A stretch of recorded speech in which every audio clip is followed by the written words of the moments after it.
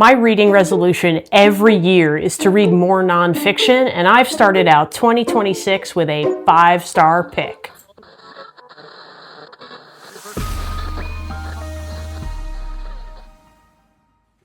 Hi, I'm Amanda, and this is Spineless Books, your one-stop, spoiler-free shop for all things audiobook. Full transparency, I have to listen to audiobooks at a pretty furious pace to always have material for this channel. So nonfiction is a challenge for me because it usually takes me longer to get through nonfiction than it does to get through fiction, understandably, so I have a hard time picking it up because it slows me down. When a colleague recommended A Marriage at Sea, however, I knew this was going to be a great fit for me, and I was not wrong, nor was he for recommending it. Written by Sophie Elmhirst, A Marriage at Sea follows a young couple who weds and then shortly after marrying decides that they're going to sell all of their earthly possessions in order to build a boat and live at sea. Less than a year into their seafaring life, tragedy strikes and their boat sinks, as well as pretty much everything they own. The two spend months adrift on a raft in the middle of the ocean. Now, that's something that would push any marriage to its limits.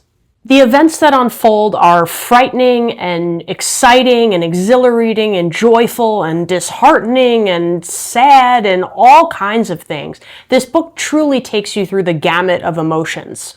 Of course, as promised, I don't want to spoil the story for you, but I will simply tell you a little bit more about how it's written. Sophie Elmhirst does an incredible job of weaving in personality and backstory and history and all kinds of things into this novel.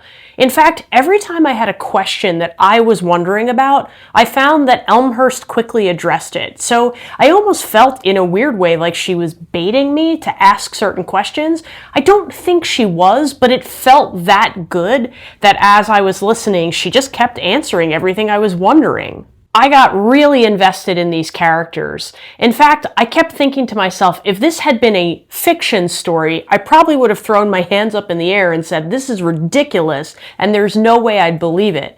But the fact that it's nonfiction, and this is actually something that happened, made this completely unbelievable, and I loved every second of it. Maurice and Maralyn Bailey are just odd ducks, and I kept wondering to myself, how did two people end up in this situation to begin with? But then Sophie Elmhirst answered that question. And then I kept wondering, how do two people survive a situation like this or even make it through a day? And then Sophie Elmhirst answered that question. What Elmhirst covers goes way beyond the events that take place on the ocean. This book goes into great depth about the impact that this incident had on these two people and all those around them. And I found myself completely pulled into the story in a way that I really didn't expect from a nonfiction book. This book had me completely torn. I wanted to Google everything as I was listening, but I decided that maybe it was better to let Elmhirst guide my journey. Now, that turned out to be the right choice, but I did end up Googling tons of things after the fact because I just had to know more. Although Elmhirst covered pretty much everything. I didn't really find a lot of new information as I Googled, but it was interesting to read other perspectives on the story as well. I'm not sure why a lot of my favorite nonfiction books take place on the water, but books like this and The Wager and Endurance about Edward Shackleton, for some reason I just get drawn to seafaring stories. But this one is much less a story about seafaring and much more a story about a human being in a dire situation with another human being who's also in a dire situation when those two human beings really care about each other. The book was narrated by Marissa Callan, who I thought at first might be just a tad too bubbly for this story, but I think she handled everything with the perfect cadence. When things were serious, she was serious. When things were positive, she was positive. And I felt like she injected just enough personality into the characters that she was really embodying the way that Sophie Elmhirst was describing them. Callan definitely gets some credit for why this book didn't feel like nonfiction, because she injected so much energy into her reading.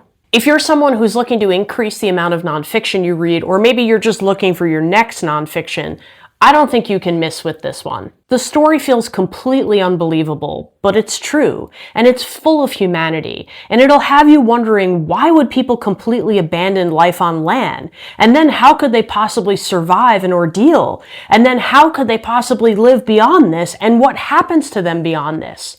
Elmhirst answers every question you'll have about the physical repercussions, the psychological repercussions, and the interpersonal repercussions of this crazy event. Personalities abound on a very tiny life raft, and Elmhirst doesn't mask or idealize who these two crazy people are. This is an authentic story about resilience and trauma and flaws, and all of it is gonna have you on the edge of your seat.